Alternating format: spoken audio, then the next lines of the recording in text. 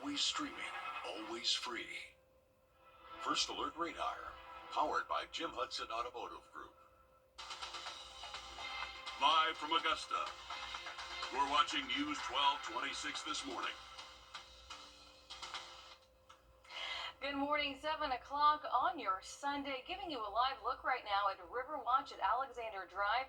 You can see there's a little bit of rain there, some wet roads and some rain on our camera. We want to thank you for joining us this morning. I'm Ashley Campbell. Speaking of that, let's go ahead and send it to Riley. We were talking about some rain chances earlier, but I'll take that with those low temps any day. Absolutely, Ashley. Temperature is about 15 degrees below average later this afternoon. So right now we're waking up in the 70s, and I think we'll actually stay in the 70s for high temps even into later today. But the rain chances will be with us too, just kind of scattered coverage of those showers out there early this morning. That will continue into the afternoon, and not really going to see a huge pattern change over the next couple of days. Even for your Monday tomorrow, more scattered shower opportunities with temperatures well below average. By Tuesday, it's still looking wet at times, but it does look like our afternoon high temp should at least hit the mid 80s by Tuesday, which is still about 10 degrees below average for this time of year. Just even cooler out there for today and tomorrow over the next 7 days. To Orangeburg, where an autopsy is scheduled for tomorrow after a person died after a shooting.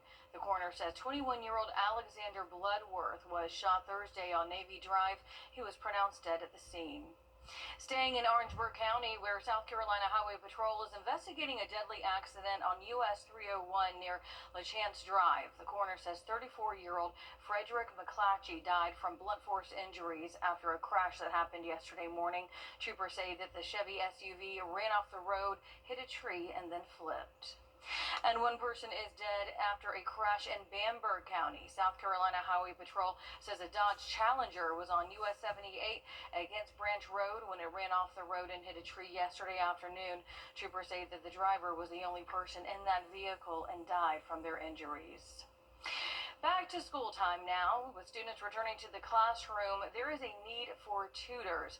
Rise Augusta tells us that they do not have enough tutors to meet the needs of students. As your Sydney Palmer reports, this already comes at a time when local reading scores are low. That's right. I spoke with a Rise Augusta tutor today who says the low literacy rates are not because kids can't read, but because of disadvantages they may face. And she sees students who could be anywhere from 1 to 2 grade levels behind, but says that having a tutor who's invested in their success could change their trajectory. Every kid deserves someone in their corner.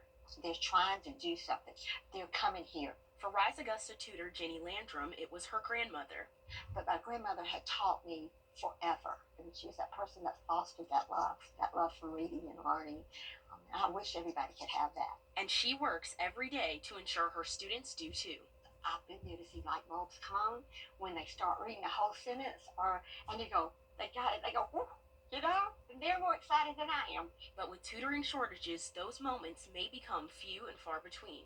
We have to have the volunteers, because if we don't have a volunteer, who's going to tutor that child? Lori Cook, executive director at Rise Augusta, says that out of the schools they service, only 25% of students read at grade level. And with a 100-student waiting list for after-school tutoring, she says this gap will only get wider. Education is the path out of poverty. If you don't learn how to read, what is your future going to look like? And at Rise, they are trying to fill those gaps one child at a time. But they need the community to do their part so that every child has someone in their corner. See what the outcome will be. See a student reading and a smile on their face because they got it. In Augusta, Sydney Palmer on your side. And if you can, you want to go ahead and pull out your phone and scan the code that's right there on your screen. It's going to take you to a list of back-to-school events. We've got one happening August 13th at Millbrook Baptist Church starting at 6 o'clock for a full list of supply drives. Again, scan that code or head to our website at wrdw.com. Columbia County students are heading back to the classroom tomorrow, and there are some changes that are going to help both students and teachers. As your Ethan Hunter shows us, upgrades to Evans High School. Grovetown police are asking for your help finding this elderly woman. Officials say that 66-year-old Evelista Laura was last seen at the McDonald's on Horizon South Parkway. She was wearing a sleeveless black shirt, beige shorts, and she was carrying grocery bags. Anyone with information is asked to call the Grovetown Police Department. It's back to school for many in our area, and we have enjoyed seeing your first day of school photos that you've shared with us. But parents, we are on your side this morning with some things that you do want to keep in mind to keep your child safe when posting these photos. Your Sydney Hood spoke with the GBI about how to keep your child safe when posting those back to school pics. First day of school photos are fun until they're shared with the wrong eyes. Once they get out, they're out there. Of course, most parents want to share the excitement of a new school year. I would remove geolocation stuff from the picture. A lot of the digital pictures now, you can pull up the metadata that's in the picture and get GPS coordinates of where it was taken. It's one of those situations where less is actually more. For example, do not share anything that has your child's school, grade, teacher, age, or height, and with their name, use only their first name. School website. These guys, I've seen where they go to these sites, look at cheerleaders and band members, anything, activities that the students are involved in. They pull those pictures, manipulate them. So what can you do if you or your child become a victim? Call your local law enforcement. Go online to the National Center for Missing and Exploited Children. Report it there to their cyber tip line. If you find out your child has a real nude picture online or one that's been AI generated, NCMEC also has a link for Take It Down where they can try to remove from the internet. And lastly, for parents, communication is vital. Have that relationship where they can come to you and tell you what happened, that they messed up. Because most can agree they want to be safe and protected at all times. In Augusta, Sydney Hood on your side. If you believe that you're a victim, we do have resources linked to our website. Just go to wrdw.com. A local veteran went viral on TikTok when she stopped an unruly Hamilton Edgefield governors really have the Revolutionary War to thank. One of the first major victories for the U.S. came at the Battle of Sullivan's Island in 1776, days before the signing of the Declaration. And Edgefield recently unveiled its new Revolutionary War monument. Well, if you thought traffic in downtown Augusta was bad before, brace yourself. The next leg of massive improvements to Broad Street are underway for 8th and 9th Streets. As your Sydney Dickhurper reports, it's putting businesses on edge. Another area on Broad Street under construction, I'm sure all the businesses and restaurants are concerned. impacting the inside lanes of Broad Street between 8th and 9th Street, the area across from the Augusta Common, in order to complete James Brown Linear Park.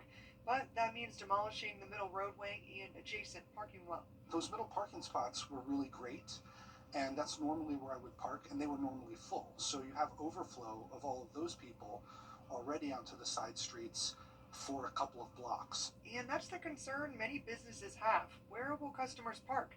And could it drive them away? I really don't know where people are going to be able to park when they come to my store over the next how long, I don't know.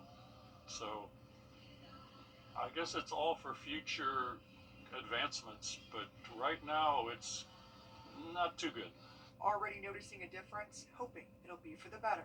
I drove around the block looking for parking because everything on the street is already taken. But Broad Street isn't the only place under construction.